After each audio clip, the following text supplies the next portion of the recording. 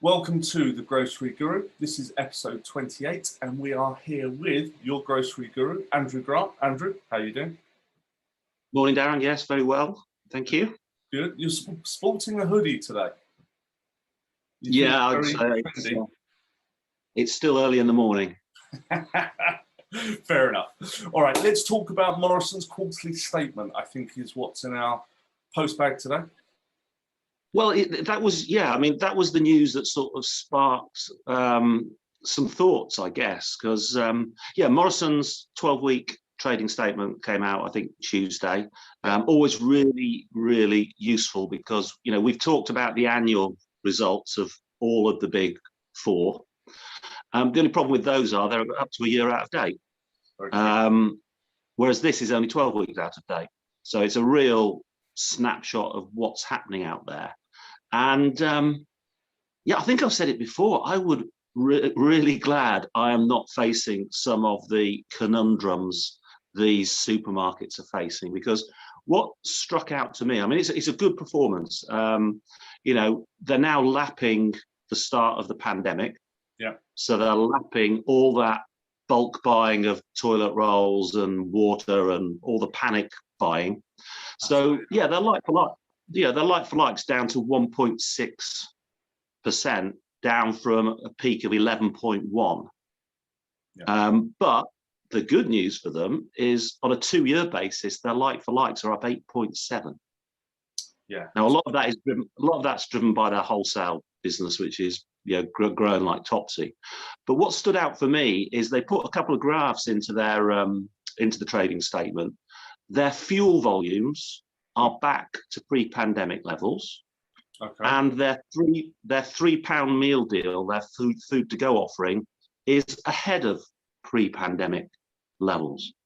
So, we read all this stuff about everybody's going to be, the new normal is working from home, town centres are going to be dead, but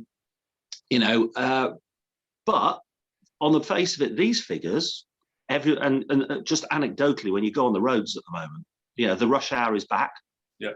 The M25 is gridlock at 4:30 every day. So is everybody back at work? Or the flip, and you probably noticed it, Pret-a-Manger opening sandwich shops in Tesco supermarkets because their high street business has been destroyed. Who's right? And it's a real tough one. And there might be a third scenario in this, which is we all go back to work type thing to normal for a couple of months because we're desperate to get to see people engage and go back to where we were to feel like normal people. And then we decide, actually, that thing at home wasn't so bad. And we do this for a bit until we figure out we need a balance that maybe is somewhere here in the middle. Or you become a twat. Someone say, go on, tell us what a twat is. Yeah, it's nothing personal, Darren. No, it is a proper scientific term. It's not a swear word. A twat is somebody who works in the office Tuesday, Wednesday, and Thursday. Okay. And I think this is what the new normal will be. They say there's 1 million. Again, another piece of news this week. They surveyed the UK's 50 largest employers. And they basically, over 1 million workers will be allowed to work in a hybrid home or office scenario. So I think some of the banks have already said it, some of the big investment houses in London. So, and when you look at what's happening with home purchases, I mean, Devon and Cornwall, the Cotswolds, just manic house buying. I think you're going to see the rise of the twat. The person that works in the office Tuesday, Wednesday, and Thursday, but then enjoys a much more relaxed country style way of life Friday, Saturday, Sunday, and Monday. So it's the long weekend, and maybe the biggest positive to come out of the awful COVID pandemic is that we were playing with flexible working before. Maybe now we're actually going to do it properly. There's the talk of the 4-day week, of course. Maybe this is the bit that's in the middle that really works, where someone works mostly in the office and then they have the long weekend at home. Well, I think it breaks the big taboo. I'm sure you would have known it, but whether it was at Sainsbury's or Tesco, if you said to your boss, I'm just going store visiting, Yes. you know, everybody knew you were skiving off the afternoon. Yes. And you had that awkward thing the next morning when they said, oh, which stores did you visit? Oh, yeah, that one in New Malden. We haven't got a store in New Malden, Andrew. Oh, right, it was somewhere else then. And maybe that's what COVID has brought. The positive is that we've found this way of working, which is beyond the jolly, which it used to be. I'll have a jolly day off on a Friday. To actually, people are realizing when I'm at home and I've got teams, I'm doing that. I'm working hard. I'm working hard in the office, and the balance is struck. Maybe. And certainly, you know, anecdotally among, you know, friends and colleagues, they don't want to work from home 24/7. Yeah. They just get too fed up of their other half and all the distractions. But equally, they do not want the hassle of having to get a train into London every day and have that stress and congestion. And so for them, hybrid is perfect. You know, everybody I speak to, you know, yeah, I'd quite happily go in the office 2 or 3 days a week because it gets me out of the house. I get to meet my colleagues and a bit of, you know, social interaction. It's also good for business. But do you know what? I do value being able to spend more quality time at home where actually I feel I'm more productive when I'm working. Yes. And I'm just going to drop in here a help for anyone who's viewing. We've just written an article called Turn Off Your Email Notifications, Watch Out for the Badgers. So I'm just going to intrigue people with that, and we'll drop the link at the bottom of the video. And the other part is try not to build your calendar like Tetris, you know, where you drop down those things and all of a sudden you've got 12 hours absolutely stacked back to back. And you think, oh, that was a hell of a day. So try not to do that. But again, we'll drop some links on the video to help them. Mm. All right. Yeah. So coming back as ever. Yeah, go on.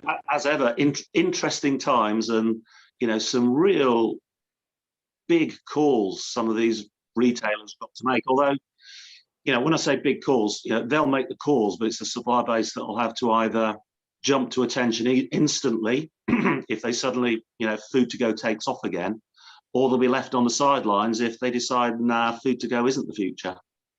True. So I think for the suppliers, they need to be absolutely eagle-eyed and watch every single second of all these various, you know, stats and trends we've been talking about, because I couldn't call it. I think it's 50-50 as to whether, you know, hybrid working will be here to stay, or in 3 years' time we go, pandemic, what pandemic? Yeah, it could be. It could be. It's a tough one to call, you're right. And the obvious answer is they need to be flexible, which they're watching this thinking, of course we need to be flexible. We need to have a business plan for either. Of course we do. And we appreciate that. It takes a huge amount of effort to create something you may never use. Yeah, absolutely. So there we go. Call out another 2 highlights before we finish and let you go. Online sales also continue their strong run with year-on-year growth of 113%, partly driven by its partnership with Amazon. Yeah, yeah. So I think that is something that is clearly here to stay. People have switched into the convenience of having their bulk groceries home delivered. Yes. You know, I think I said in an earlier one of these, you know, it is quite staggering that the supermarkets managed to train the UK population to do their own picking and sorting effectively, you know, in a warehouse. We're actually very good pickers. Very good pickers. Yeah. If you'd have pitched that as a business plan, you know, today, you know, we'd like our customers to go and pick and sort their own products and move them from shelf to trolley, trolley to belt, belt to trolley, trolley to car. They'd say that you wouldn't get investment for that. Very true, very true. One last bit. Primarily starting to supply an extra 230 McColl stores, 25 McColl stores converted to Morrisons daily, taking the total 56. We've got 56 Morrisons dailies out there now. Yeah, no, I mean, probably to most people, you know, Morrisons wholesale business has been really an unsung hero. They've built a sizable wholesale business there. Now, quite what the plans for it would be, would they at some point, you know, float it off?